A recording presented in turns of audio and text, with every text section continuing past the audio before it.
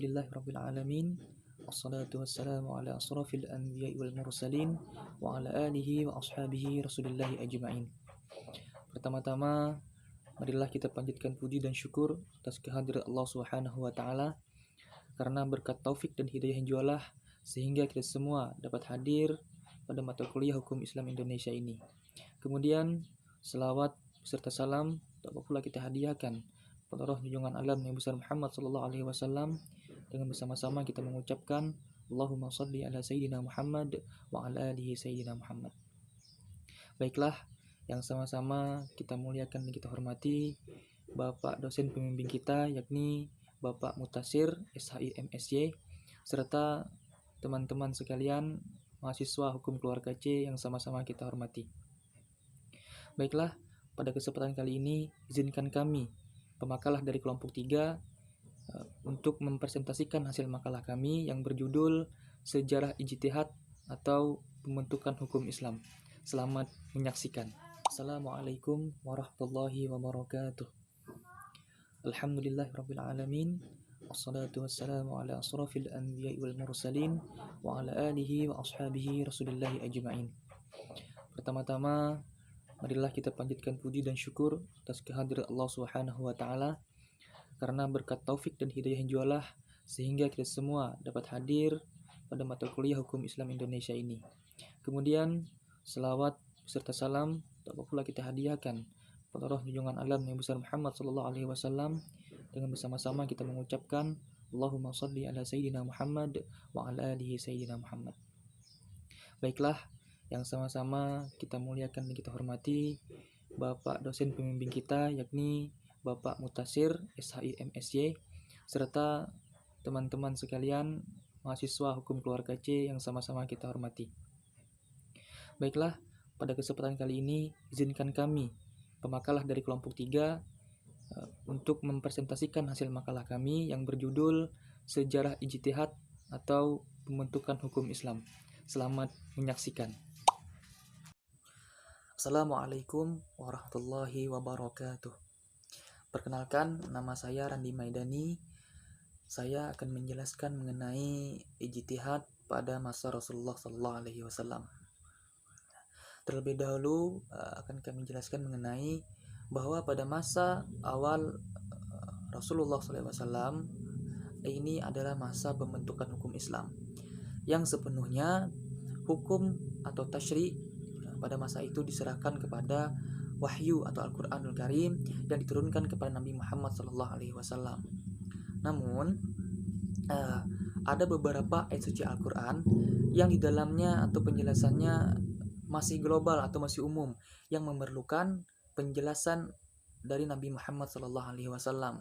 Nah, maka dari ini kedudukan dari Nabi Muhammad SAW adalah untuk menjelaskan mengenai ayat-ayat suci Al-Quran, hukum yang ada pada Al-Quran yang masih umum tersebut. Nah, Nabi Muhammad SAW menjelaskannya bukan hanya berdasarkan wahyu, namun juga Nabi Muhammad SAW beliau menjelaskannya berdasarkan ijtihadnya atau pemikirannya ataupun pendapatnya dari Nabi Muhammad SAW.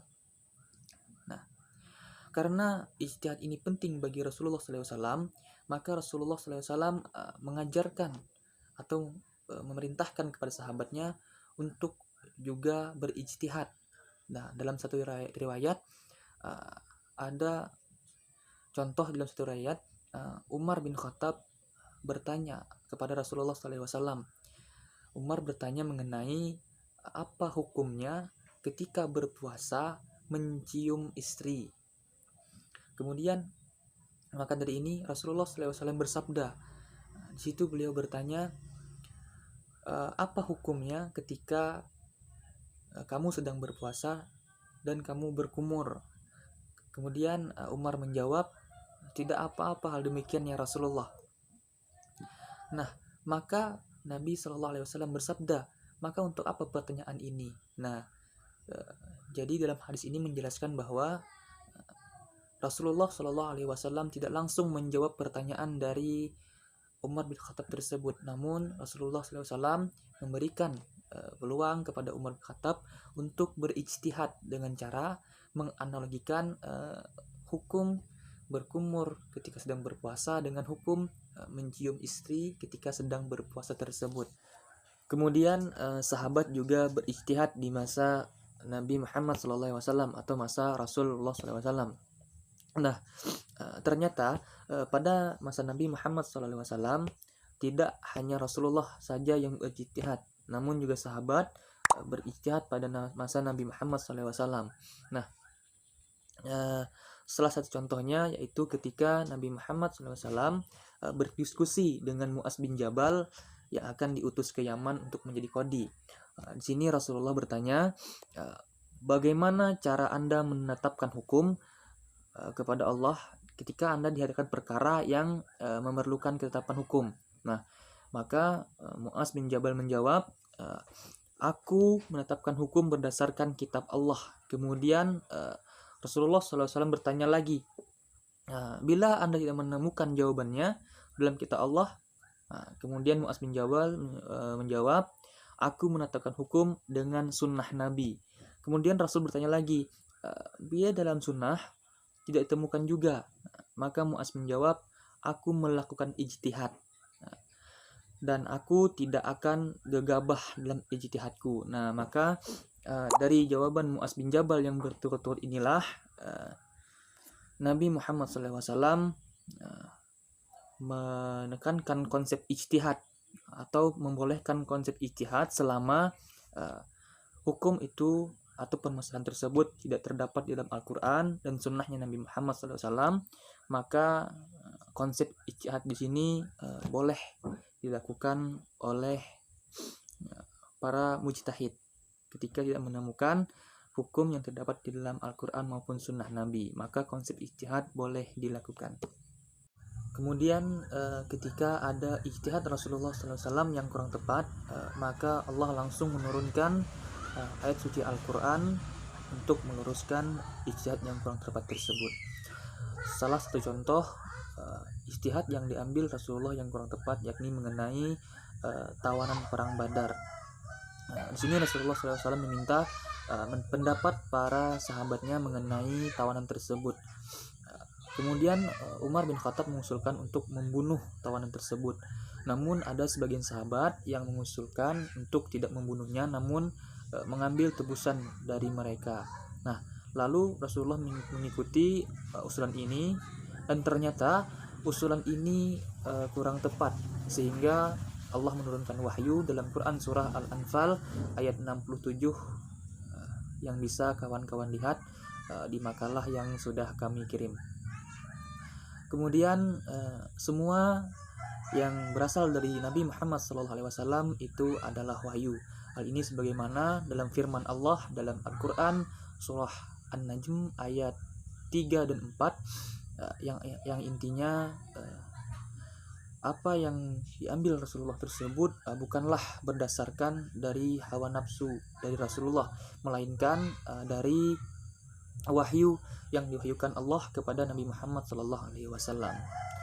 Kemudian pada zaman Rasulullah SAW ini tidak seluas pada zaman sesudah Nabi Muhammad SAW, dikarenakan pada zaman Rasulullah semua permasalahan itu diserahkan atau ditujukan kepada Rasulullah agar diselesaikan oleh Rasulullah SAW langsung. Nah, maka pada zaman ini keputusan banyak diambil oleh Rasulullah SAW, sehingga pada masa ini kurang luas daripada masa setelah wafatnya Nabi Muhammad SAW. Kemudian hikmah ijtihad pada masa Rasulullah SAW. Hikmah yang pertama, ijtihad Rasul pada masa itu sangat diperlukan atau sangat penting, dikarenakan ada permasalahan-permasalahan yang perlu penyelesaiannya secara cepat, sehingga dan permasalahan tersebut tidak ditemukan dalam Al-Quran atau wahyu, sehingga memerlukan ijtihadnya Rasul untuk permasalahan tersebut. Kemudian yang kedua, ijtihad itu adalah perbuatan manusia. Dengan berijtihad akan menunjukkan kepada umat bahwa Rasul adalah manusia seperti manusia pada umumnya.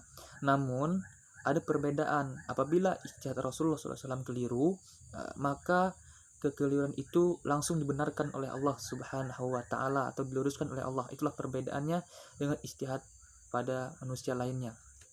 Mungkin hanya ini dapat saya sampaikan. Terima kasih. Assalamualaikum warahmatullahi wabarakatuh. Assalamualaikum warahmatullahi wabarakatuh. Baiklah, saya akan menjelaskan tentang ijtihad di masa Khulafaur Rasyidin.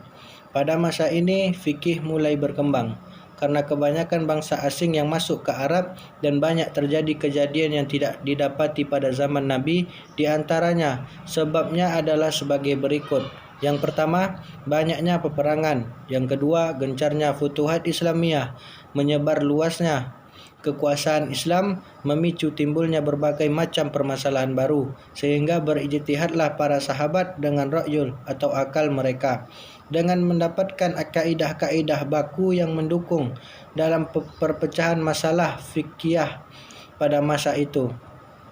Metode ijtihad yang digunakan para sahabat pada masa itu adalah: yang pertama adalah kitabullah, yang kedua sunnah Rasulullah, yang ketiga ijtihad bi ra'yi secara jama'i dan secara fardi. Namun secara fardi jarang dilakukan. Adapun ijtihad berlaku pada para sahabat apabila para sahabat termasuk khilafah sendiri tidak mendapati kesimpulan hukum dari Al-Quran dan Sunnah. Contoh metode Abu Bakar dalam berijtihad adalah dengan cara menanyakan kepada Majelis Syura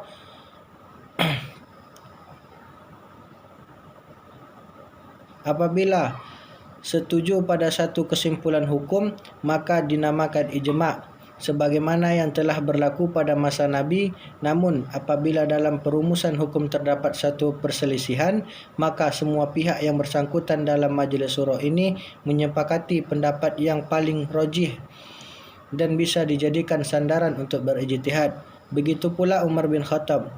Beliau menggunakan metode ini untuk berijtihad. Maksud dari ijtihad bi ra'yi adalah, Ibnu Qayyim rahimahullah berkata, sesuatu yang dikatakan hati setelah berfikir dan mendalami serta mengharap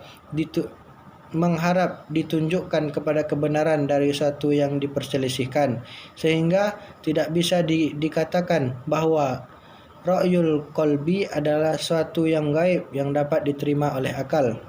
Namun semua itu diperlukan tinjauan yang mendalam serta memperhitungkannya. Bentuk ijtihad pada masa Khulafaur Rasyidin. 1. Penolakan Umar bin Khattab mengenai orang yang termasuk mu'allafati qulubuhum, karena muslimin pada waktu itu sudah tidak membutuhkan anggota baru lagi. Berbeda ketika menyikapi mu'allaf pada perang Hunain. Yang kedua, ijtihad Umar bin Khattab tentang pencuri. Budak Hatim bin Abi Batah yang tidak dipotong tangannya sebab 4 perkara yang menghalanginya. Yang A, pencurinya adalah seorang anak kecil yang belum balik. Yang B, harta yang dicurinya belum sampai nisab. Yang C, yang dicuri adalah tetangga yang kaya raya yang tidak dermakan hartanya kepada fakir miskin sebagaimana semestinya. Yang D, pada waktu itu sedang menghadapi musim penceklik. Yang ketiga, ijtihad Khulafaur Rasyidin tentang peristiwa unta yang tidak bertuan. A. Abu Bakar dan Umar bin Khattab berijtihad, unta tersebut dibiarkan saja. B. Ali bin Abi Thalib berijtihad, unta tersebut dibuatkan kandang lalu akomodasinya diserahkan kepada Baitul Mal untuk menanganinya sampai pemilik unta datang dan mengambilnya. C. Utsman bin Affan berijtihad, unta tersebut dijual sebagaimana harga umumnya lalu uangnya dikembalikan kepada si pemilik unta. Yang keempat, ijtihad Umar bin Khattab tentang hukum talak.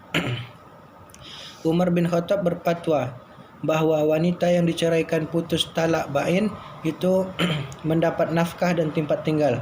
Ketika sampai pada hadis Fatimah binti Qais bahwasannya Rasulullah SAW tidak memberikan nafkah dan tidak pula tempat tinggal baginya setelah perceraian yang ketiga, maka ia berkata, kita tidak meninggalkan kitab Tuhan dan sunnah Nabi kita karena perkataan seorang perempuan yang barangkali ia hafal atau lupa. Sebab-sebab perbedaan ijtihad para sahabat. 1. Sebagian sahabat sudah mengetahui suatu hadis sedangkan yang lain belum. Yang kedua, belum adanya penulisan sunnah pada masa itu. Yang ketiga, perbedaan pemahaman dalam memahami suatu nasah. Yang keempat, tidak adanya nasah sehingga menuntut untuk memberlakukan kias, mengambil maslahah dan sadud duro'i. Mungkin hanya ini yang dapat saya sampaikan. Assalamualaikum warahmatullahi wabarakatuh. Bismillahirrahmanirrahim. Assalamualaikum warahmatullahi wabarakatuh. Baiklah, saya akan membahas pembahasan yang selanjutnya mengenai ijtima' di masa Bani Umayyah. Dinasti ini didirikan oleh Muawiyah bin Abi Sufyan pada tahun 661 Masehi dan berakhir masa pemerintahan dinasti ini pada tahun 750 Masehi. Dinasti ini memerintah kurang lebih 89 tahun. Mengenai perkembangan hukum Islam pada masa ini mengalami kebingungan. Kebingungan ini didasari karena pergolakan yang timbul pada masa kekhalifahan sebelumnya, yaitu pada masa Khalifah Utsman dan Ali. Dan memuncaklah konflik ini atau pergolakan ini di masa dinasti Umayyah sehingga melahirkan sebuah agitasi teologis yang cukup tajam. Tak kala Muawiyah bin Abi Sufyan menjabat berkuasa, situasi politik diwarnai dengan berbagai perebutan kekuasaan dan pertentangan-pertentangan, sehingga ini membawa pengaruh yang kurang baik bagi pertumbuhan perkembangan hukum Islam. Pada masa ini, ketika ada masalah, mereka akan merujuk kepada Al-Quran sebagaimana yang dilakukan para sahabat terdahulu. Kemudian jika tidak ada penetapan permasalahannya dalam Al-Quran, mereka merujuk kepada hadis Nabi Muhammad SAW. Dan jika tidak ada lagi, barulah mereka melakukan ijtima', yaitu Assalamualaikum warahmatullahi wabarakatuh. Saya Muhammad Sazwan sedikit akan menjelaskan tentang sejarah ijtihad pada masa dinasti Abbasiyah. Dimulai dengan setelah berakhirnya kekuasaan Bani Umayyah, kendali pemerintahan Islam ini selanjutnya dipegang oleh dinasti Abbasiyah yang berlangsung sekitar 250 tahun sejak akhir abad ke-7 sampai awal abad ke-10 Masehi. Periode ini ditandai dengan berkembangnya ilmu pengetahuan yang seluruhnya masih dibuktikan sampai sekarang. Kemudian periode ini merupakan periode keemasan bagi umat Islam, yaitu ditandai dengan berkembangnya berbagai ilmu seperti ilmu filsafat, ilmu kalam, ilmu hukum, tasawuf, dan lain sebagainya. Kemudian pada periode ini juga para mujtahidin mulai memperluas hukum dan membuat macam-macam masalah yang direka-reka dan muncul berbagai mazhab dan bangkitnya perselisihan yang hebat dan luas. Kemudian ada pun beberapa fase hukum Islam pada masa dinasti Abbasiyah, yaitu yang pertama fase awal mula perkembangan hukum Islam. Masa Abbasiyah merupakan masa perkembangan dan pembukuan kitab fikih hasil ijtihad dari para mujtahidin. Ada beberapa faktor yang mempunyai andil keemasan di antaranya. Yang pertama, adanya perhatian dari para khalifah Bani Abbasiyah terhadap fikih dan para fuqahanya. Yang kedua, kebebasan berpendapat. Yang ketiga, banyaknya fatwa pada periode Abbasiyah. Yang ketiga, banyaknya fatwa pada periode Abbasiyah. Yang keempat, kodifikasi ilmu. Yang kelima, tersebarnya perdebatan dan tukar pikiran di antara para fuqahanya. Yang keenam, pembukuan fikih. Dan yang ketujuh, adanya upaya umat Islam untuk melestarikan Al-Quran dengan dua cara, yaitu dengan cara dicatat dan cara dihafal. Kemudian fase pembukuan hukum Islam masa Abbasiyah. Gagasan penulisan hukum-hukum fikih sebenarnya sudah muncul pada akhir pemerintahan Bani Umayyah, yaitu ketika ulama mulai menulis fatwa-fatwa di antara guru mereka karena mereka khawatir bakalan lupa ataupun hilang. Kemudian fase pembentukan mazhab fikih di masa Abbasiyah. Baiklah, mungkin hanya ini presentasi dari hasil makalah yang dapat kami sampaikan. Jika teman-teman atau rekan-rekan sekalian ada pertanyaan, silahkan ketik di kolom komentar. Terima kasih atas segala perhatian dan mohon maaf atas segala kekurangan. Akhirul kalam, wassalamualaikum warahmatullahi wabarakatuh.